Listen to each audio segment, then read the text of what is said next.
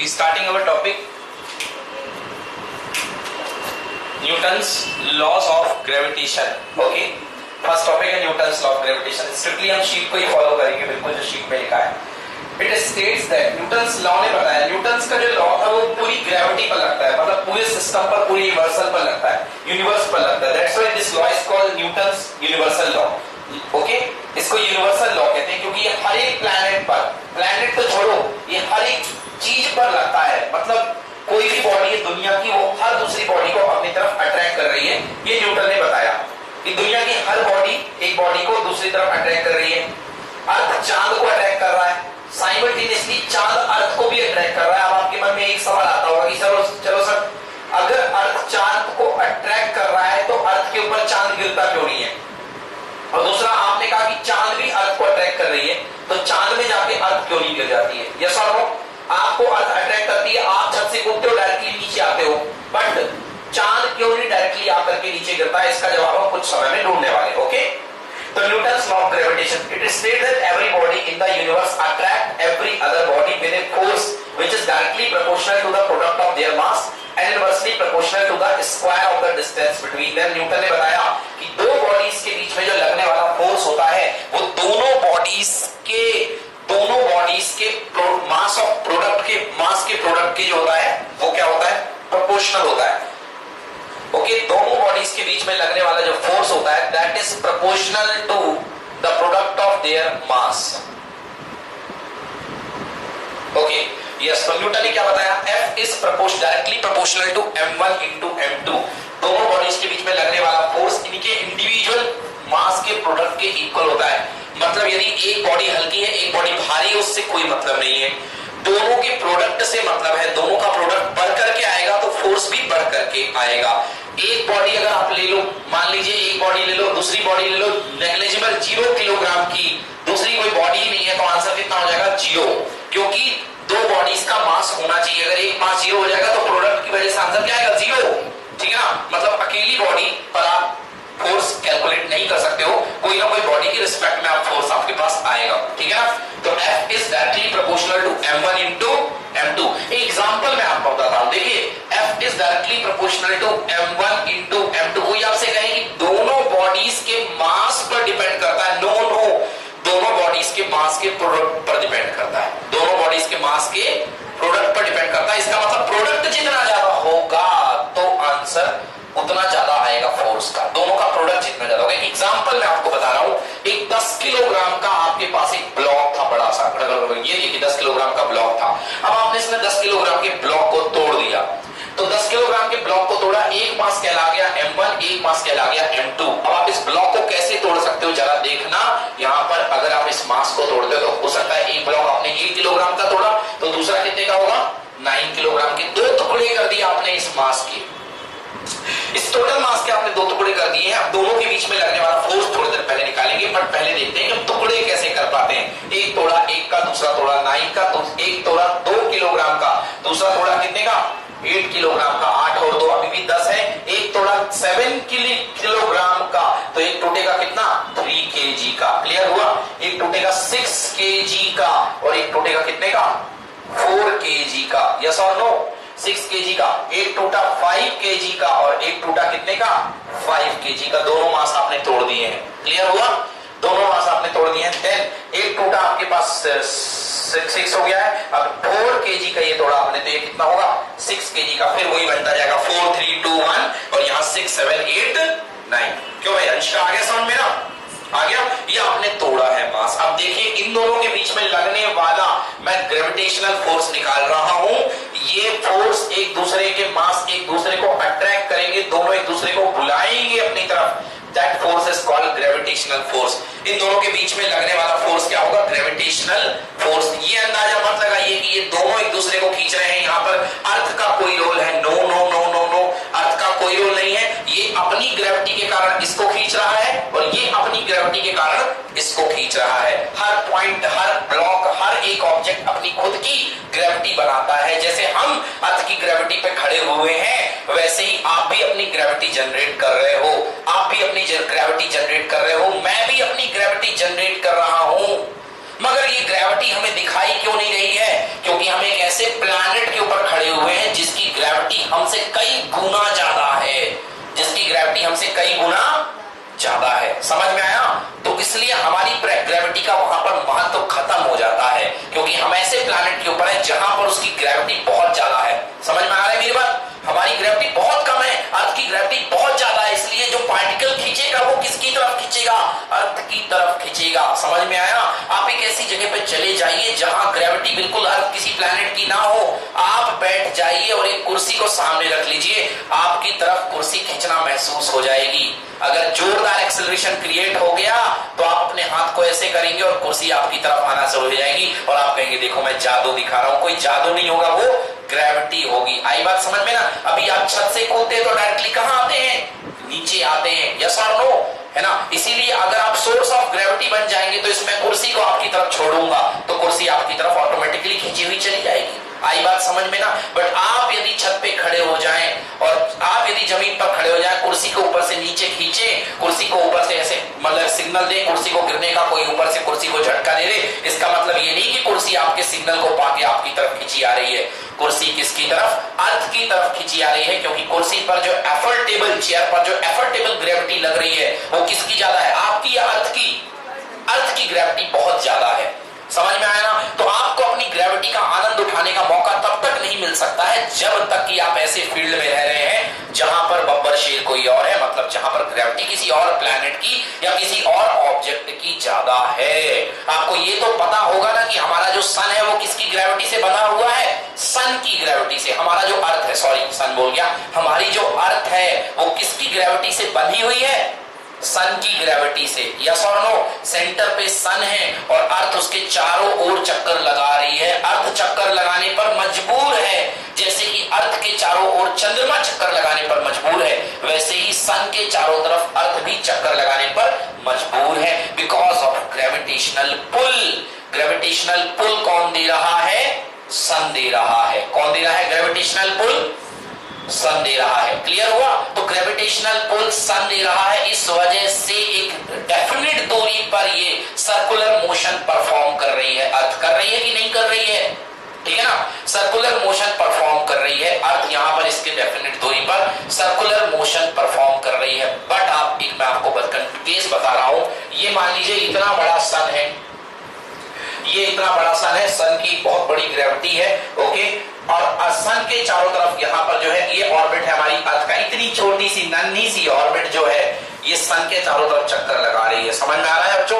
तो सन के चारों तरफ ये छोटी सी अर्थ चक्कर लगा रही है, सन के पुल से बंधी हुई है और सर्कुलर मोशन परफॉर्म कर रही है। क्लियर हुआ? सन थोड़ा सा दूर है। जिस दिन अर्थ के बगल से एक बहुत बड़ा एस्टेरॉइड निकल गया, बहुत बड़ा एस्टेरॉइड निकल गया, एक बहुत बड़ा मिट्टी का पहाड़, चट्टान, एक बहुत बड़ा लगभग पृथ्वी से भी बड़ा एस्टेरॉइड अगर बगल से निकल गया तो अर्थ को छोड़ करके इसके ग्रेविटेशनल पुल के कारण अर्थ इसके अंदर जाकर के गिर जाएगी, कोलैप्स हो जाएगी, बर्बाद हो जाएगी। आई बात समझ में? क्लियर हुआ? है ना? तो धरती के तबाह होने के लिए ये केवल जरूरी नहीं है कि एस्टेरॉइड उसी के ऊपर आके गिरे, अगर आजू बाजू से भी कोई निकल गया तो आप उसकी तरफ चले जाओगे, अट्रैक्शन इतना ज्यादा हो जाएगा। तो समझ में आ रहा है ना? क्लियर हुआ कि नहीं हुआ? समझ में आ गया? क्योंकि इनके मास का प्रोडक्ट जो है इसके मास के प्रोडक्ट से ज्यादा हो जाएगा। फॉर एग्जांपल के लिए सच नहीं है, मान लीजिए इसका मास है 6 यूनिट, इसका मास कितने यूनिट है? 6 यूनिट। किलोग्राम मैं अगर बात नहीं कर रहा हूं, मैं यूनिट लगा देता हूं। क्या है, फिजिक्स में यूनिट लगा दो तो सारी चीजें क्लियर हो जाती है। जो ना होगा, हमने तो यूनिट ले लिया। तो 6 यूनिट इसका मास है अपने पास, और अर्थ का मास मैं मान रहा हूं कितने यूनिट? 2 यूनिट। कितने यूनिट? 2 यूनिट। तो अभी इनके बीच में जो लगने वाले फोर्स का प्रोडक्ट है, दोनों का प्रोडक्ट 6 और 2, M1 M2, कितने यूनिट बेटा? 12 यूनिट। मतलब जो फोर्स आएगा आपके सामने वो कितने यूनिट से आएगा? 12 यूनिट से। अब देखिए मैं इसकी बात कर रहा हूं, इसका अर्थ का मास अभी भी 2 यूनिट है, मगर बगल से जो एस्टेरॉइड निकला है, एक बहुत बड़ा जो उल्का पिंड निकली है बगल से, उसका मास मान लीजिए है 8 यूनिट। कितने यूनिट है? 8 यूनिट। वैसे तो ये सन से भी बड़ा दिखाई दे रहा है, तो काफी ज्यादा भारी होगा ये, है ना? सन देखो इतना छोटा सा मैंने बनाया, एस्टेरॉइड मैंने इतना बड़ा बनाया है, तो ये काफी ज्यादा भारी होगा कि ना होगा? होगा ना? तो यदि इसका मास मैंने 8 यूनिट ले रखा है, अब देखिए दोनों का मल्टीप्लाई करता हूं, इसका तो 2 यूनिट इंटू 8 यूनिट कितना आएगा? 16 यूनिट। मतलब इसके बीच का फोर्स ऑफ अट्रैक्शन है 12 यूनिट और इसके बीच का फोर्स ऑफ अट्रैक्शन है है 16 यूनिट। बताओ वो किसको मानेगा, इसको मानेगा या इसको मानेगा? इसको मानेगा, छोड़ करके अर्थ की ऑर्बिट को जाके उसमें कोलैप्स कर जाएगा। समझ में आ रही मेरी बात? नहीं आ रही है? आ गया समझ में? नहीं आया तो मैं समझ में क्लियर हो गया ना? तो इसलिए यहां पर इसमें जाकर के कोलैप्स कर जाएगा। तो याद रखिएगा ग्रेविटेशनल फोर्स जो होता है किस पर डिपेंड करता है? मास पर डिपेंड नहीं करता है, प्रोडक्ट ऑफ मास पर डिपेंड करता है। क्लियर हुआ ना? किस पर डिपेंड करता है? प्रोडक्ट ऑफ मास पर। अब आइए प्रोडक्ट ऑफ मास पर देखते। तो पहला है F is proportional to m1 into m2। 10 kilogram की बॉडी थी, 2 टुकड़ों में तोड़ दिया। हमने आपसे पूछा बताइए कैसे तोड़े कि सबसे ज्यादा फोर्स लगे।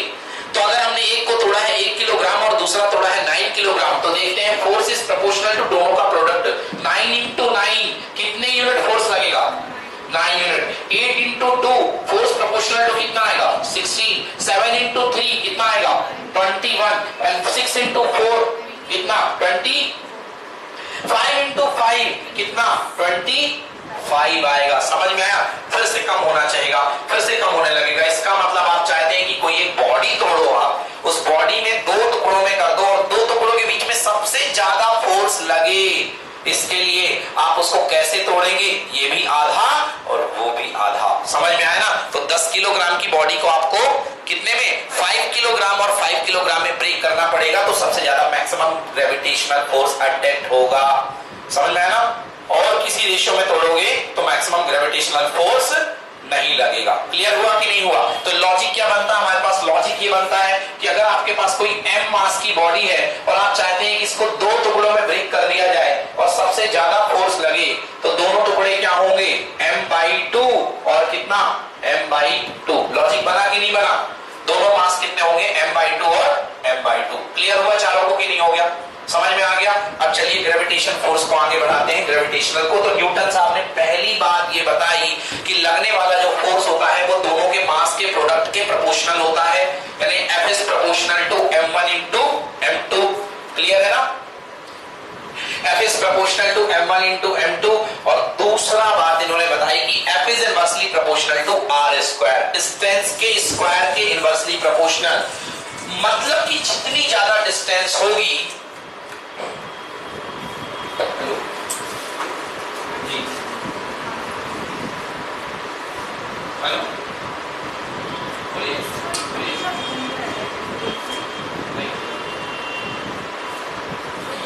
मतलब जितनी ज्यादा डिस्टेंस होगी उसके स्क्वायर के इनवर्सली प्रोपोर्शनल होगा। मतलब यदि आप डिस्टेंस बढ़ाते जाएंगे तो फोर्स आपका कम होता जाएगा। अगर आपने डिस्टेंस बढ़ाने की कोशिश करी तो फोर्स आपका कम हो रहा है, आर बढ़ाएंगे तो फोर्स कम हो रहा है। अगर स्क्वायर पावर नहीं लेते तो आप ये लिखते, देखिए F is inversely proportional to R लेते, तो अगर आप डिस्टेंस को 2 गुना कर देते तो फोर्स हो जाता हाफ। अगर डिस्टेंस को 3 गुना कर देते तो फोर्स हो जाता 1/3। बट यहां देखिए R का स्क्वायर लगा हुआ है, यस और नो? तो अगर यदि आप यहां पर R की जगह 2R करेंगे तो 2R का स्क्वायर क्या आएगा? 4R square. क्या आएगा? 4R square. देख लीजिए करके, यहाँ 2R स्क्वायर तो कितना आएगा? 4R square. मतलब और तेजी से घटेगा, 1/4 आ रहा है, 1/4 आ रहा है। मतलब force is inversely proportional to 1/4। Clear हुआ ना? तो 4 टाइम्स फोर्स रिड्यूस होगा 2 गुना करने पर। इसका मतलब डिस्टेंस को बढ़ाने पर आपका फोर्स क्या होता जाएगा? घटता जाएगा। फोर्स डिपेंड कर रहा है डिस्टेंस पर। कितनी पावर से? स्क्वायर पावर से। ऐसे लॉ को जिसमें की फोर्स स्क्वायर पावर से डिपेंड करता है, वो भी इनवर्स में है, डायरेक्ट में नहीं है। देखिए इनवर्स आर बढ़ेगा, ऑब्वियसली सी बात है कि अगर आप इन दोनों को दूर ले जाओगे, इन दोनों को दूर ले जाओगे तो इनके बीच में फोर्स बढ़ेगा या घटेगा? घटेगा ना, घटना चाहिए। 2 प्लैनेट अगर दूर जाएंगे तो उनके बीच का तो फोर्स घटेगा। क्लियर ना? जैसे कि सेम टू सेम न्यूक्लियस में होता है। न्यूक्लियस के पास में जो इलेक्ट्रॉन हुआ करते हैं उनके ऊपर फोर्स बहुत ज्यादा लगता है, बट न्यूक्लियस के जो बाहर इलेक्ट्रॉन होते हैं उन पर फोर्स क्या लगता है? बहुत कम। इसीलिए तो उनको बोलते हैं वैलेंस इलेक्ट्रॉन। बाहर वाले इलेक्ट्रॉन कूद करके कहीं और चले जाते हैं, that's why they are called valence electron. तो यहां पर अगर R बढ़ाएंगे तो आपके पास फोर्स बहुत कम लगेगा, वो भी स्क्वायर पावर से। That's why this law is called inverse square law. Important है, this law is called inverse square law. ऐसे सारे लॉ जिसमें फोर्स इनवर्सली प्रोपोर्शनल होता है, that type of law are called inverse square law. Important है, ये inverse square law हुआ करता है। आई बात समझ में ना? तो ये कैसा लॉ है? इनवर्स स्क्वायर लॉ हो गया। क्लियर हो गया? तो अगर फोर्स में जो इंपॉर्टेंट है कि दुनिया का ये ऐसा फोर्स है जो केवल अट्रैक्टिव नेचर का होता है। किस नेचर का होता है? अट्रैक्टिव नेचर का होता है। इलेक्ट्रिक फोर्स रिपल्सिव भी होता है, अट्रैक्टिव भी होता है। प्लस प्लस चार्ज दूसरे को रिपल करते हैं, प्लस माइनस अट्रैक्ट करते हैं। मैग्नेटिक रिपल्सिव भी होता है, अट्रैक्टिव भी होता है। नॉर्थ नॉर्थ रिपल करते हैं, नॉर्थ साउथ अट्रैक्ट करते हैं। मगर ये मास, एक मास दूसरे को हमेशा अट्रैक्ट ही करेगा, कभी रिपेल नहीं करेगा। इसलिए ये फोर्स हमेशा अट्रैक्टिव नेचर का होता है। इसका क्लियर हुआ कि नहीं हुआ? तो इस पर देखिए, ये वाली बॉडी पर कहां खिंचाव महसूस होगा? इधर की तरफ खिंचाव महसूस होगा। इस फोर्स को क्या लिख सकते हो? This is force on body 1 because of 2। This is force acting on body 1 because of 2। इस तरफ जाएगा, देख लीजिए। ये क्या है? ये क्या है? This is force on body 2 because of 1। समझ में आया? इसका वेक्टर देखिए, force on body 2 because of 1। मैंने मैग्नीट्यूड लिखा है, बट यदि आप डायरेक्शन की बात करें तो डायरेक्शन दोनों के अपोजिट है। तो मैं क्या लिख सकता हूं? F12 vector wise is equal to minus of F21। What is this? अरे ये तो न्यूटन के थर्ड नियम को भी वेरीफाई कर रहा है। Every action has equal and opposite reaction. Clear हुआ ना? मतलब जितना एक्शन इसने खिंचाव इसकी तरफ लगा, उतना ही खिंचाव उसकी तरफ लगेगा। जी हाँ, दोनों बॉडी पर इक्वल फोर्स लगते हैं। ये मतलब नहीं है कि कौन सी भारी है कौन सी हल्की है, दोनों पर लगने वाला फोर्स है ये। क्लियर हुआ? दोनों पर ही लगने वाला फोर्स। एग्जांपल ले लेता हूं, एक बॉडी आपके पास है 4 किलोग्राम की, एक बॉडी है आपके पास 2 किलोग्राम की। फॉर एग्जांपल ये आपके पास बॉडी है 4 किलोग्राम, ये बॉडी है 2 किलोग्राम। अगर इन दोनों के बीच में 20 न्यूटन का फोर्स लग रहा है, 20 न्यूटन का फोर्स, तो 20 न्यूटन ये नहीं कि इस पर 20 मतलब ये भारी है तो ज्यादा लगेगा, ये कम है तो कम लगेगा। नो, 20 न्यूटन का फोर्स दोनों पर ही लगेगा। चाहे भारी हो बॉडी, चाहे छोटी हो बॉडी, दोनों पर ही 20 न्यूटन का फोर्स लगेगा। देख लीजिए, ओके, दोनों पर ही 20 न्यूटन का फोर्स लगेगा। इसका मतलब ये जो है इसको बुलाएगी 20 न्यूटन से। ये देखिए, ये वाली बॉडी जो है इसको अट्रैक्ट करेगी 20 न्यूटन से, इसको अट्रैक्ट कर रही है, आ जाओ मेरे पास। और ये वाली इसको अट्रैक्ट करेगी कितने न्यूटन से? 20 न्यूटन से। एक्शन और रिएक्शन पेयर दोनों आपस में क्या होंगे? बराबर होंगे। ठीक है ना? कितनी बातें कर ली हमने दोस्तों? हमने 2 बातें कर ली है। एक बात करी है force is proportional to m1 into m2, और दूसरी बात करी force is inversely proportional to r का स्क्वायर। 2 बातें कर ली है, दोनों बातों को मर्ज कर दो, दोनों बातों को एक साथ लिख दो। तो क्या लिख सकते हैं? Force is proportional to m1 m2 upon r का स्क्वायर। प्रोपोर्शनलिटी जब भी हटती है तो एक कांस्टेंट आता है, यहां पर एक कांस्टेंट आएगा capital G m1 m2 upon r का स्क्वायर। कैपिटल G आएगा। समझ में आया? ये कैपिटल G क्या है? ये है यूनिवर्सल ग्रेविटेशन कांस्टेंट। इसके नाम क्या है? यूनिवर्सल इसलिए लिखा हुआ है कि ये ना अर्थ का है, ना ये जुपिटर का है, ना ये किसी पर्टिकुलर का है, ये सभी का है। दैट्स व्हाई इसके नाम के आगे लगा हुआ है यूनिवर्सल। ये सभी प्लैनेट के लिए एक कांस्टेंट है। समझ में आ गया? ये सभी प्लैनेट के लिए एक फिक्स कांस्टेंट है। इसकी वैल्यू आपको याद रखनी पड़ेगी। यूनिवर्सल ग्रेविटेशनल कांस्टेंट की जो वैल्यू है, आज याद रख लीजिए, 6.67 इंटू 10 की पावर -11। ये तो हुआ इसका मैग्नीट्यूड। अब आपको बतानी है सर इसके आगे यूनिट क्या लगाएं? ग्राम, किलोग्राम, सेंटीमीटर, मीटर। ज्यादा मुश्किल नहीं है यूनिट निकालना। आइए इसकी यूनिट निकाल देते हैं हम। देखिए, बहुत ही इजी है यूनिट निकालना। जो भी देखिए, F इक्वल टू होता है G m1 m2 upon r का स्क्वायर। आपको G चाहिए है ना, तो G को रोक लो भाई, बाकी सबको इधर ले जाओ। तो ये हो गया FR स्क्वायर अपॉन कितना हो गया? m1 into m2। F को किस में नापते हैं भाई? न्यूटन में नापते हैं। ये हो गया मीटर स्क्वायर, और नीचे किलोग्राम। किलोग्राम कितने बार? 2 बार। एक बार किलोग्राम और 2 बार किलोग्राम, मतलब किलोग्राम का स्क्वायर। तो यूनिट क्या हो गई? न्यूटन मीटर स्क्वायर पर किलोग्राम स्क्वायर। तो G is called 6.67 into 10 की पावर -11 न्यूटन मीटर स्क्वायर पर किलोग्राम स्क्वायर। इसका डायमेंशनल फॉर्मूला हम आपको बता ही चुके हैं, है ना? m की पावर -1, l की पावर 3, and t की पावर -2। किसी को इसका डायमेंशनल फॉर्मूला तो नहीं डाउट है? चलिए, क्लियर हो गई इतनी बात। फटाफट रीडिंग मारिए यहां तक जितना मैंने पढ़ाया 1 मिनट के लिए, फिर मुझे बताइए यदि कोई डाउट आया है तो।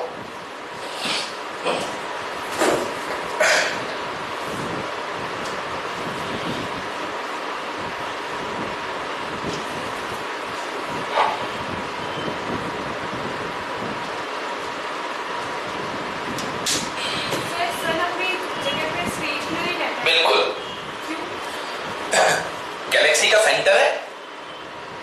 का सेंटर है। हाँ, बट सन जो है अपनी गैलेक्सीज दूसरी गैलेक्सी के लिए चक्कर लगा रही है, तो वैसे सन इसका सेंटर फिक्स नहीं है। अगर अर्थ के रिस्पेक्ट में मानोगे तो फिक्स है, ठीक है ना। बाकी पूरा हमारा जो सोलर सिस्टम है वो एक्सपेंड हो रहा है, ठीक है ना। जैसे हमारा प्लैनेट किसी के चक्कर लगा रहा ना, वैसे सन भी किसी के चक्कर लगा रहा है। सन गैलेक्सी के अंदर है ना। मून बस अर्थ के, मून अर्थ के चक्कर लगा रहा है। बाकी प्लैनेट के चक्कर तो बाकी प्लैनेट के मून लगाएंगे ना। जैसे जुपिटर का मून क्या है भाई? मून है सैटेलाइट। सैटेलाइट हो गया एक तरीके से, सिंपल लैंग्वेज में बोल दिया कि ये अर्थ ने नौकर रख रखा है कि तू सुबह शाम निगरानी कर मेरी। तो वो अर्थ का है तो अर्थ की निगरानी करेगा ना, अर्थ के चक्कर लगाएगा। वो हमारा सैटेलाइट है, अर्थ का है। क्लियर हुआ? अर्थ का नेचुरल सैटेलाइट है। कैसा? नेचुरल, आर्टिफिशियल नहीं। आजकल तो आर्टिफिशियल भी बहुत जाते हैं, मैनमेड सैटेलाइट है ना। आर्यभट्ट, वही जो आपको मैंने दिखाया था, ISS स्पेस स्टेशन। क्लियर हुआ? हाँ, अभी आएगा सैटेलाइट पूरे तरीके से। चलिए, ये हो गया ना। नेक्स्ट, हाँ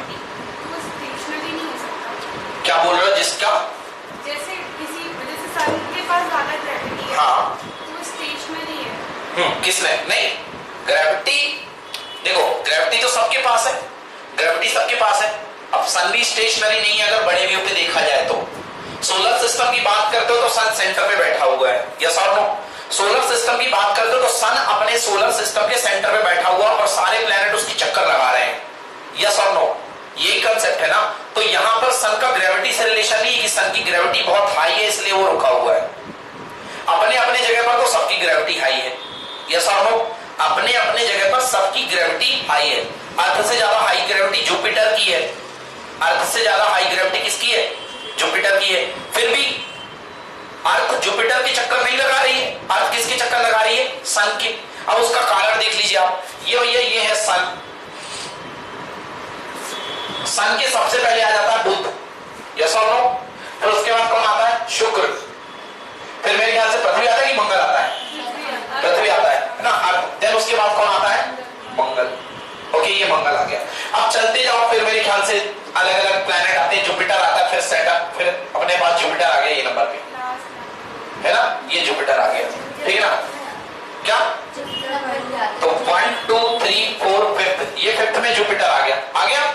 फिर उसके बाद सैटर्न है, यही है ना। हाँ, 6 में सैटर्न है, फिर नेपच्यून वगैरह जो भी है ना, यूरेनस, नेपच्यून, प्लूटो। देखिए, ये अपने पास सिस्टम बन गया। अब देखो अर्थ के ही आखिर इसको क्या, नंबर 1 देखो, जो सन है that is the star, biggest star. अपनी गैलेक्सी का सबसे बड़ा स्टार है सन, ठीक है ना, जो सोलर सिस्टम को गवर्न कर रहा है।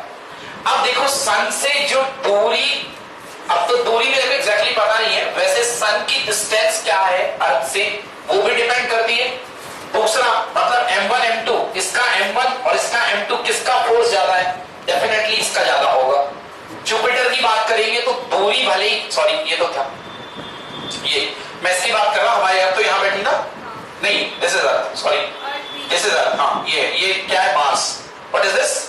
मार्स। तो देखिए, यहां से लेकर के यहां का जो लगने वाला फोर्स है किस पर डिपेंड करता है? इसके मास और इन दोनों के बीच की दूरी, यस और नो। अब देखिए, इनके और इनके बीच की मैं यदि बात करूंगा तो इसका मास और इसके मास का प्रोडक्ट डेफिनेटली कम होगा इससे ना, कम होगा ना। तो पसंद कौन आएगा इसको? अर्थ इसका चक्कर लगाना पसंद करेगी ना, मजबूत ज्यादा यहाँ पर फोर्स पड़ रहा है, यस और नो। तो यहाँ पर ये इसको अपना ऑर्बिट बना लेगी। क्लियर हुआ कि नहीं हुआ? आ गया ना। इसलिए हाँ, मगर मेरे ख्याल से इसके पास, जुपिटर के पास 6 या 8 चंद्रमा है, एग्जैक्टली याद नहीं मेरे को। जुपिटर के पास 6 मून है मेरे ख्याल से, 6 या 8 मून है ना। हाँ, नेचुरल सैटेलाइट है, मून है उसकी, चांद है भाई, नेचुरल सैटेलाइट है। और कोई आर्टिफिशियल सैटेलाइट क्यों भेजेगा? अभी तक तो कोई नहीं गया है आर्टिफिशियल सैटेलाइट जुपिटर पर, कोई नहीं गया है। समझ में आ गया ना। जुपिटर पर किसी का सैटेलाइट नहीं गया है क्योंकि जुपिटर के वेदर की जरूरत हमको नहीं है। हमको क्या करना जुपिटर से? हम रहते नहीं है जुपिटर में ना। तो इसलिए यहां पर इसके खुद के सैटेलाइट, 6 सैटेलाइट अलग अलग ऑर्बिट में चक्कर लगा रहे हैं।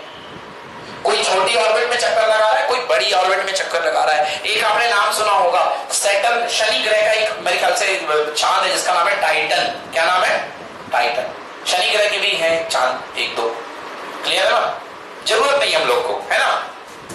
कितने चांद है? This is all for general knowledge. Asteroid जो होंगे उसके भी तो कुछ तो होंगे जो उसके चक्कर लगाते हैं। हाँ, एस्ट्रॉइड भी चक्कर लगाते हैं, एस्ट्रॉइड भी चक्कर लगाया करते हैं अलग अलग। वो गई क्या है, अब जैसे सन है, ये है अपने पास सैटर्न है, आपको पता होगा सैटर्न में ये छल्ले में पार्टिकल है बड़े बड़े, और बड़े बड़े पत्थर चक्कर लगा रहे हैं, उनसे मिलकर के ये बना हुआ है।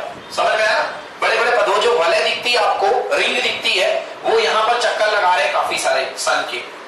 अब वो कैसे डिस्टर्ब हो गए?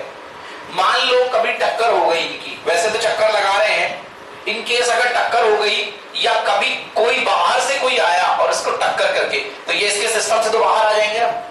और ये जैसे बाहर आएंगे तो आपको पता है वो जिस वेलोसिटी से टूटेंगे उसी वेलोसिटी से बाहर आएंगे, आते जाएंगे आते जाएंगे आते जाएंगे आते जाएंगे, चलते रहेंगे जिंदगी भर। फिर हो सकता है उनको एक दिन किसी की ग्रेविटी आजू बाजू से निकल रहे हो, अब किसी के आजू बाजू से निकल रहे हो तो उनकी ग्रेविटी में इतना ज्यादा एनर्जी ले रखी है कि उसकी ग्रेविटी में आकर के प्रवेश कर गए। अब जैसे ही ग्रेविटी में आके प्रवेश करेंगे, इंटर होंगे, तो ग्रेविटी लगना शुरू हो जाएगी ना, फिर उसको कहां बुलाएगी? आजा सेंटर की तरफ गिर जा। यस और नो? तो फिर वो सेंटर की तरफ गिरते हैं। तो धरती पे भी जितने एस्ट्रॉइड आकर के गिरते हैं वो कहीं ना कहीं किसी दूसरे प्लैनेट से या बहुत दूर से आए हुए होते हैं। समझ गए ना?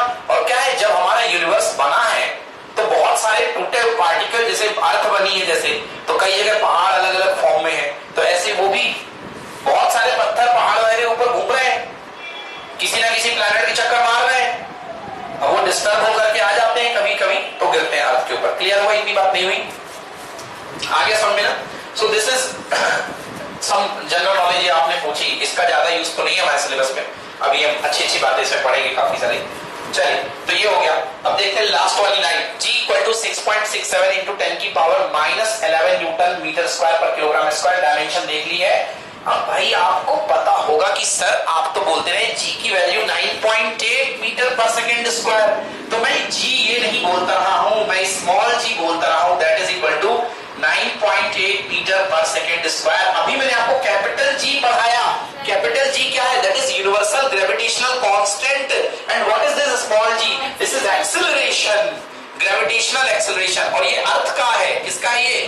This is only for earth, not other planet. समझ में आया ना? ये अर्थ का ग्रेविटेशनल फोर्स है, अर्थ का ग्रेविटेशनल एक्सेलरेशन है। मतलब हमारी ग्रेविटी जितने एक्सेलरेशन से आपको धरती अपने तरफ बुलाएगी, धरती माँ, that is called gravitational acceleration, जिस एक्सेलरेशन से बुलाएगी। क्लियर हुआ? सो दी डिफरेंट जी है ये। What is this? This is vector quantity, क्योंकि ग्रेविटेशनल एक्सेलरेशन हमेशा नीचे लगता है, so this is a vector quantity. And what is this? This is scalar quantity. क्या है ये? Scalar quantity. कैपिटल जी क्या है? Scalar quantity, just a constant, ये कांस्टेंट है। Small g planet to planet vary होता है। हमारा स्मॉल जी कम है, हमारी ग्रेविटेशनल एक्सेलरेशन कम है। समझ में आया? मगर कैपिटल जी हर प्लैनेट क्या पूरे ब्रह्मांड के लिए सेम है, पूरे यूनिवर्स के लिए क्या है? सेम है। क्लियर हुआ कि नहीं हुआ? Small g is defined only for earth, not small g. 9.8 is the value of small g, that is 9.8 is defined for earth only. हाँ, जुपिटर पर जाओगे वहां का स्मॉल जी अलग होगा, जुपिटर पर जाओगे स्मॉल जी अलग होगा। कैपिटल जी मास पर डिपेंड नहीं करता है, वो एक इंडिपेंडेंट कांस्टेंट है, बट स्मॉल जी मास पर डिपेंड करता है। जो जितना हैवी होगा उसकी ग्रेविटी उतनी ज्यादा होगी। स्मॉल जी मास पर डिपेंड करता है। क्लियर और नॉट क्लियर? अच्छे से आया समझ में? नेक्स्ट देखते हैं।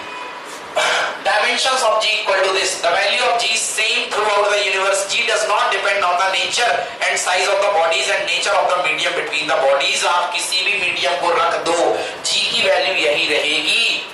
बॉडी के मीडियम पर डिपेंड नहीं करता है। अगर आपके पास कोई प्लैनेट है, यहाँ पर कोई मास है, इसके बीच में आपने बहुत सारा पानी भर दिया और ये मास लग रहा है, दूसरा है, एक है m1, एक है m2। हवा में जितना फोर्स लग रहा था एयर में, उतना ही फोर्स वाटर के बीच में भी लगेगा। मतलब बीच में आए हुए मीडियम का कोई प्रभाव नहीं पड़ता है। समझ में आया? बीच में आए हुए मीडियम का कोई भी इफेक्ट नहीं पड़ता है। किस पर, कैपिटल जी पर। क्लियर हुई इतनी बात, अंडरलाइन करिए। It is independent from the nature and size of the body. Size of the body से मतलब नहीं है जी का, जी किसी भी बात पर डिपेंड नहीं करता। ओके, नेक्स्ट देखिए, next is vector form. Next is vector form of gravitational law. Next is vector form of gravitational law. अगला है vector form of gravitational law. देखिए हमने क्या बनाया, हमने अभी स्केलर फॉर्म बनाया है, अब हमको वेक्टर फॉर्म में दिखाना है। क्यों दिखाना है, क्योंकि भैया देखा जाए तो रूल्स के हिसाब से फोर्स एक वेक्टर क्वांटिटी है, तो आप इसको वेक्टर फॉर्म में आपको रिप्रेजेंट करना चाहिए। फोर्स कैसी क्वांटिटी है, वेक्टर क्वांटिटी। तो यदि हम फॉर्मूला देखें, सो F इज इक्वल टू होता है Gm1m2 अपॉन r का स्क्वायर। ये देखा, ये हमने जो फॉर्मूला बनाया था अभी फोर्स का, ये स्केलर फॉर्म था। कौन सा फॉर्म था, स्केलर, क्योंकि आप फोर्स की डायरेक्शन नहीं बता रहे हो, फोर्स किस पर काम कर रहा है आप ये नहीं बता रहे हो। अब देखिए इसका मैं वेक्टर फॉर्म बता रहा हूं, बहुत अच्छे से समझिएगा, बहुत इजी है, बहुत प्यार से समझ में आएगा। देखिए ये आपके पास दो मास है, एक मास है m1 और एक मास है m2, दो मास है आपके पास। तो सबसे पहले इस पर लगने वाला जो फोर्स होगा, ये जो होगा इस पर लगने वाला फोर्स कहां होगा, उधर की तरफ। इस वाली बॉडी पर फोर्स कहां लगेगा, उधर की तरफ, यस और नो। तो ये लगेगा इस वाली बॉडी पर फोर्स, इसका नाम क्या होगा, ये फोर्स किस पर लगा, 1 पर लगा, किसकी वजह से, 2 की वजह से। तो देखिए मैं इसका वेक्टर बना रहा हूं, वेक्टर फॉर्म इसका लिख रहा हूं, F12 पहली बॉडी पर लगने वाला फोर्स दूसरे की वजह से, that is equal to G capital M1 M2 अपॉन दोनों के बीच की डिस्टेंस, डिस्टेंस का स्क्वायर। तो दोनों के बीच की डिस्टेंस आप चाहें तो स्मॉल r दे दें या R12 का मॉड दे दें। What is R12, direction from 1 to 2, direction from 1 to 2, और मॉड लगा मतलब डिस्टेंस। चाहे आप R12 दे दें, चाहे आप R21 दे दें, समझना, चाहे आप R21 दे दें या R12 दे दें, क्या कोई फर्क है इन दोनों में?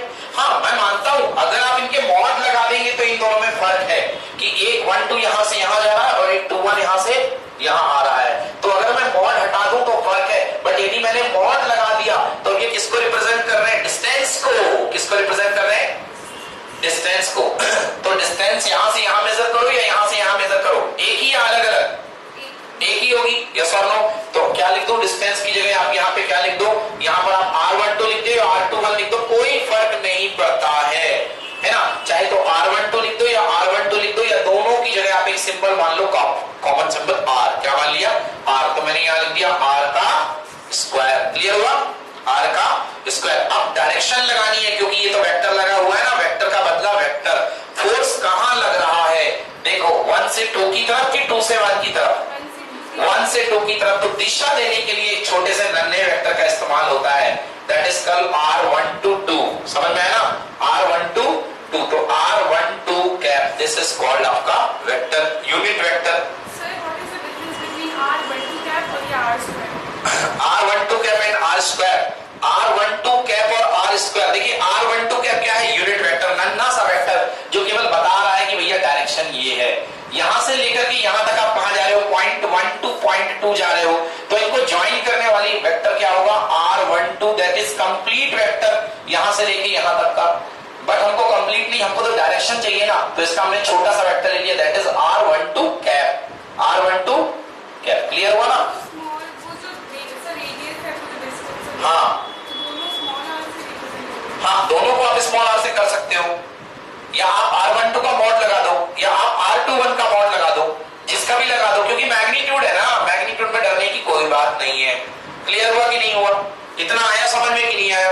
चलो इसको और थोड़ा सॉल्व करता हूं, इसको अच्छा लिखता हूं। देखो R12 क्या, क्लियर हो गया ना, F12 1 पर लगने वाला फोर्स 2 की वजह से, okay, force acting on 1 because of 2, force acting on 1 because of 2। फिर से बना देता हूं, ये this is mass 1 and this is mass 2, so force acting on 1 because of 2 is nature, attractive nature, okay, and it is working due 1 to 2, so this vector, this whole vector is R12, but we need to show only direction, so we should take here only the unit vector, that is R12 ka cap, to use the direction, and you can take the distance here, that is R12 ka mod, either you take R or 21 ka mod, either you take only simple R, yes or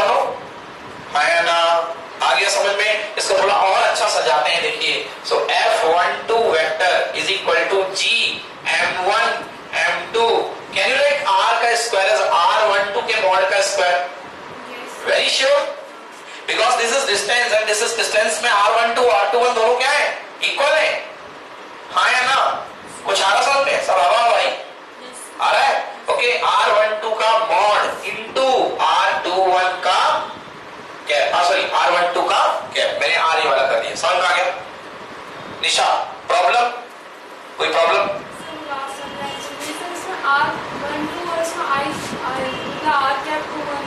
कौन सा?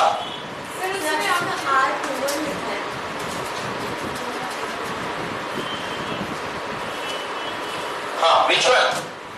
अच्छा देखिए, मैं आपके सामने represent कर रहा हूं इसको फिर से। ये आपके पास है मास m1, ये आपके पास है मास m2। मास m1 पर लगने वाला फोर्स कौन लगाएगा? m2 लगाएगा ना?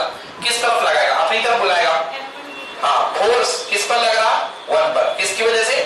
2 की वजह से। तो फोर्स 1 2 ये हो गया। अब मुझे फोर्स 1 2 देना है, तो पहले मैं स्केलर दिखा रहा हूं आपको, फोर्स ऑन 1 2। अभी मैंने वेक्टर नहीं लगाया, सो this is force acting on 1 because of 2।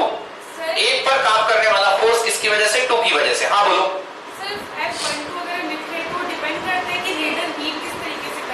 हाँ, ये भी लीड करता है, मगर जो चला आ रहा है हमेशा से वही रहता है। फर्स्ट जिस पर लग रहा है, सेकंड जो लगा रहा है, ये स्टैंडर्ड है। स्टैंडर्ड ये है, force acting on 1 because of 2। अभी तो हमने पढ़ा न्यूटन्स लॉस ऑफ मोशन में भी ना, तो F12 is equal to minus of F21, action equal to reaction. वहां पे भी तो यही कन्वेंशन था, फर्स्ट जिस पर लग रहा है, सेकंड जो लगा रहा है। लेकिन सर अगर इसको ऑपोजिट लिख देते हैं ना, जैसे force by 1 on 2, force by 1 on 2, तो फिर आपको वहां मेंशन करना पड़ेगा, यहाँ पे लिखना पड़ेगा फोर्स बाई 1 ऑन 2। अब मैं यहाँ पे आप मेंशन कर लो, फोर्स एक्टिंग ऑन 1 बाई 2, ऐसा लिख लो। अब क्लियर कंडीशन? चलिए अब मैं लिख रहा हूं फोर्स 1 2। अभी क्या स्केलर, मैंने वेक्टर नहीं लगाया, अभी मैंने स्केलर वेक्टर नहीं लगाया, तो force 1 2 equal to capital G m1 m2 upon r का square. r is the distance between them, yes और नो? अब r के कई सारे नाम होंगे, r मतलब मैग्नीट्यूड है ना डिस्टेंस का, हाँ या ना? तो r, मैं r को R12 वेक्टर का मॉड लिखूं, कोई दिक्कत आपको? R1 से लेकर के 2 तक की बीच की दूरी का मॉड ही तो है। मॉड मतलब कि दोनों के बीच का डिस्टेंस ही तो है, और डिस्टेंस में डायरेक्शन काउंट नहीं होती है, तो लिख दो ना R12 vector is equal to R21 vector. बोलो इसमें क्या प्रॉब्लम है? नहीं है ना प्रॉब्लम। अब अगर आप 1 से लेके 2 तक की दिशा को दिखा रहे हैं, तो इस दिशा को बोलेंगे R12 वेक्टर, मगर मुझे केवल डायरेक्शन चाहिए है, पूरा मैग्नीट्यूड नहीं चाहिए है, क्योंकि अगर आप यहां से यहां तक ले लोगे तो मैग्नीट्यूड भी काउंट हो जाएगा, होगा कि नहीं होगा? तो बट आपको डायरेक्शन काउंट करनी है, तो क्या लोगे? बहुत सिंपल है, इसका यूनिट वेक्टर ले लो, यस और नो, है ना? R12 कैप ले लो, यूनिट वेक्टर, ठीक है? निशा बहुत नींद आ रही है ना? R12 कैप ले लिया आपने। अच्छा याद करा देता हूं साथ साथ में, A कैप क्या होता है? That is equal to given vector upon उसका मैग्नीट्यूड। प्लीज मत भूलो, आप लोग इसको बार बार भूल जाते हो, और ये भूलने वाली चीज नहीं है। किसी वेक्टर का unit vector equal to that vector upon its magnitude. Okay, clear हुआ? सही है? ओके, तो देखिए अब मैं आपके लिए फिर से लिख रहा हूं, यहां पर मैं लॉ लिख रहा हूं आपके लिए। सो F12 वेक्टर, अब मैं वेक्टर लगा दिया मैंने, F12 vector equal to G m1 m2 upon, मर्जी आपकी, चाहे आप R12 लिख दो, चाहे R21 का मॉड लिख दो, चाहे मॉड R ही रहने दो, कोई फर्क नहीं पड़ता है, तो इसको R का स्क्वायर ही रहने दो, बट डायरेक्शन तो आपको लगानी पड़ेगी। तो डायरेक्शन देखिए कहां जा रहा है, ये फोर्स 1 से लेके 2 की तरफ जा रहा है, तो यहां लगाइए R12 का कैप। ये आपके पास आ गया क्या? ये आपके पास आ गया फोर्स। क्लियर हुआ कि नहीं हुआ? यस और no? Force on 1 because of 2 आ गया है आपके पास। क्लियर है?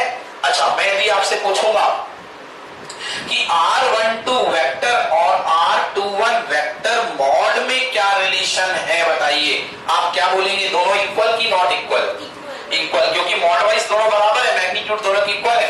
बट यदि मैंने इसको और इसको हटा दिया, तो आप क्या करेंगे? बोलिए।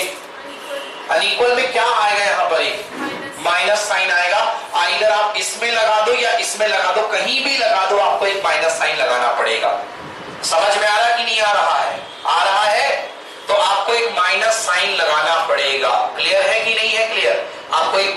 इस पर लगाना पड़ेगा, ठीक है ना। तो देखना R12 कैप निशा मुस्कान, R12 कैप और R21 कैप में भी क्या फर्क आएगा बोलो? यूनिट वेक्टर है ना, तो वेक्टर का अगर दिशाएं उल्टी होंगी तो उनके यूनिट वेक्टर सपोर्ट में होंगे कि अपोज में होंगे? सपोर्ट में, अपोज में। तो एक माइनस साइन यहां भी मुझे लगाना चाहिए कि नहीं लगाना चाहिए? मतलब जो केवल बता रहा है कि R12 का यूनिट वेक्टर R21 के यूनिट वेक्टर के जस्ट क्या है? अपोजिट है, और कुछ नहीं बता रहा है। क्लियर हुआ? अब चलिए आगे करते हैं इसको। तो F12 तो हमने निकाल लिया है, अब हम निकालते हैं F21। देखिए हमने लिखा F21, क्लियर है ना। F21 पहले तो मैग्नीट्यूड लिखा लेता हूं, सिंपल सिंपल F21 मैग्नीट्यूड तो वही होगा सर, कैपिटल G, पहला मास M1, दूसरा मास M2 और नीचे R का स्क्वायर। समझ गए ना? इसको कोई बदलने की जरूरत नहीं है, हम मुसीबत में नहीं पड़ना चाहते। चलिए वेक्टर लगाइए। अगर आप वेक्टर लगाते हो तो भैया F21 कहां लगेगा? दूसरे पर लगने वाला फोर्स फर्स्ट की वजह से, फर्स्ट तो बुलाएगा भैया आ जा तो मेरे पास, तो F21 कहां लगेगा? इधर की तरफ। बोलिए यस और नो। ओहो ये तो नहीं बदला जाता है, ये तो ऐसा ही रहता है। ओके, F21 वेक्टर है ना। अब F21 का मेरे को डायरेक्शन देना है। देखिए F21 का डायरेक्शन क्या है? 2 से 1 या 1 से 2? 2 से 1 है ना। तो मैं यहाँ कहां क्या लगाऊं? R21 लगाऊं या R12 लगाऊं? R21 लगा देता हूं मैं। दिस इज R21 और मैंने कैप लगा दिया। लगा दिया कैप? यस और नो? कैप लगा दिया। थोड़ा सा चेंजेस आएगा। देखिए F21 vector is equal to G capital M1 capital M2 upon R का स्क्वायर। क्या मैं इस R21 को माइनस ऑफ R12 लिख दूं तो आपको कोई प्रॉब्लम नहीं है ना? कोई प्रॉब्लम? इस माइनस को सबसे बाहर ले आओ तो F21 वेक्टर जो होगा दैट इज इक्वल टू, हाँ माइनस क्यों लगाया? क्योंकि मैं न्यूटन्स थर्ड लॉ यहां से वेरीफाई करने जा रहा हूं, है ना। माइनस बाहर लेके आओ, अगले स्टेप में आपको समझ में आ जाएगा कि सर माइनस क्यों लगाया। ये तो कर सकता हूं कि नहीं कर सकता हूं? पहले ये बताओ। ये तो कर सकता हूं ना, क्योंकि डायरेक्शन वाइज R21 उधर से इधर आ रहा है और 12 कहां जा रहा है? इधर से उधर जा रहा है। तो ये दोनों एक दूसरे की क्या है? अपोजिट, है ना। इसलिए मैंने माइनस लगा दिया। तो ये क्या हो गया? ये हो गया मेरे पास G M1 M2 upon R का स्क्वायर इंटू क्या लिखूं? R12 cap. ध्यान से देख लीजिए ये क्या है? ये तो यही है जो अभी मैंने लिखा। इसका मतलब ये क्या है? F12। क्या है ये? F12 है कि नहीं है? तो मैंने क्या लिखा? F21 vector is equal to minus of F12। अरे ये क्या है? ये तो स्टेटमेंट है। दूसरी बॉडी पर पहली बॉडी की वजह से लगने वाला फोर्स अमाउंट वाइज इक्वल होता है किसके? पहली बॉडी पर लगने वाले फोर्स पर दूसरी बॉडी की वजह से। यस, कहां चेंज तो किया? चेंज तो किया माइनस साइन में, माइनस साइन को आगे ले गए यहां पर, फिर तो ये वही है और इसकी जगह 12 पुट कर दिया F12। क्लियर हुआ? अंशिका कहां पर प्रॉब्लम बेटा? क्यों लिखा? देखो R21 कहां जा रहा है? यहां से यहां। R12 कहां जाएगा? उल्टे साइड में। तो R21 और R12 अपोजिट है कि सेम है? अपोजिट है तो माइनस साइन आएगा वेक्टर में। वेक्टर के अपोजिट नेचर को प्रेजेंट करने के लिए क्या आता है? Minus sign. तो मैंने R21 को क्या लिख लिया? R12 का कैप लिख लिया। ये माइनस साइन को बाहर बैठा लो। क्या बन गया? G M1 M2 upon R square into कितना? R12 या R21? R12। बेटे ये देखो ये तो वैल्यू हुई है ना, F12 है। क्या आ गया? F21 is equal to minus of F12। Action equal to reaction in opposite direction. तो कौन सा लॉ वेरीफाई हो गया? थर्ड लॉ ऑफ न्यूटन यहां से वेरीफाई हो रहा है। आई बात समझ में ना? तो यहां से न्यूटन का थर्ड लॉ वेरीफाई हो गया। साथ ही साथ मैंने आपको ग्रेविटेशन लॉ का वेक्टर फॉर्म भी करा दिया। अगर एग्जाम में आए prove and verify the third law by the Newton's gravitation law, तो ये आपको करके आना पड़ेगा। क्लियर हुआ ना? तो टिक कर लीजिए शीट में जहां तक मैंने करा दिया आपको। नहीं तो आपको बोला नहीं जाएगा, बस इतना बोल देगा न्यूटन लॉ वेरीफाई करो। स्टार्टिंग तो यहां से होगी, नहीं तो ये कैसे लाओगे? इसका यूज तो है। दोनों ही आपको वेरीफाई करने पड़ेंगे फोर्सेस। मुस्कान क्लियर हुआ कि नहीं हुआ? आ गया समझ में ना? क्लियर है ना? आ गया समझ में ना? एक और छोटी सी बात मैं आपको यहां पर बता देता हूं। 2 मिनट अपनी पेन को स्टॉप करिए, ध्यान से देखिएगा। एक और छोटी सी बात मैं आपको बता रहा हूं। अभी आप वेक्टर फॉर्म लिख रहे हैं। देखिए स्केलर फॉर्म में मेरी बात सुनिएगा। स्केलर फॉर्म में जो फोर्स होता है वो डिस्टेंस के स्क्वायर के इनवर्सली प्रोपोर्शनल होता है, मगर वेक्टर फॉर्म में देखिए जरा सा मैं इसको लिख रहा हूं। आप सब लोग जानते हैं किसी चीज का वेक्टर इक्वल टू वो वेक्टर अपॉन उसका मॉड। अब यहां से देखो निशा, इधर ध्यान दो, यदि आप इसको तोड़ना शुरू करो तो ये क्या लिखा हुआ है, ये लिखा हुआ है F12 vector is equal to F12 vector, जो ही इस तरफ आ जाए बेटा बैठ फुट करके लास्ट इस अंशिका के बाजू से। तो क्या लिखेंगे, F12 vector is equal to G चलेगा, M1 चलेगा, M2 चलेगा, अपॉन R का स्क्वायर भी चलेगा। थोड़ा सा चेंज है, R12 कैप को तोड़ो, क्या आएगा, फुल वेक्टर अपॉन उसका मॉड। आएगा कि नहीं आएगा, आता है कि नहीं आता है, पूरा वेक्टर अपॉन उसका मॉड, यही तो होता है यूनिट वेक्टर। तो मॉड को क्या लिख सकते हो, क्या मैं इस मॉड R12 को R नहीं लिख सकता हूं, डिस्टेंस ही तो है ये, हाँ या ना। R1 से लेके 2 के बीच की दूरी है, 2 के लेके B1 के बीच की दूरी है, दूरी तो दूरी है ना। तो यहां पे मैं लिख सकता हूं GM1 M2 into R12 vector upon ये भी R का स्क्वायर है और ये भी R है, 2 बार R और 1 बार R, कितने बार R हो गए, 3 बार। समझ में आ गया कि नहीं आया। तो एक एक्स्ट्रा पॉइंट बना करके ये भी नोट कर लीजिएगा, ये है एक्स्ट्रा पॉइंट। हो सकता है प्रूफ करने को आ जाए कि प्रूफ करिए कि वेक्टर फॉर्म में ये 3 पावर के इनवर्सली प्रोपोर्शनल होता तो 2k है, और ये 3 पावर के इनवर्सली प्रोपोर्शनल वेक्टर फॉर्म्स में आ जाएगा। स्कूल में फ्रेंड से जरूर पूछिएगा कि मुझे बताओ कि वेक्टर फॉर्म में 3 पावर के प्रोपोर्शनल होता है।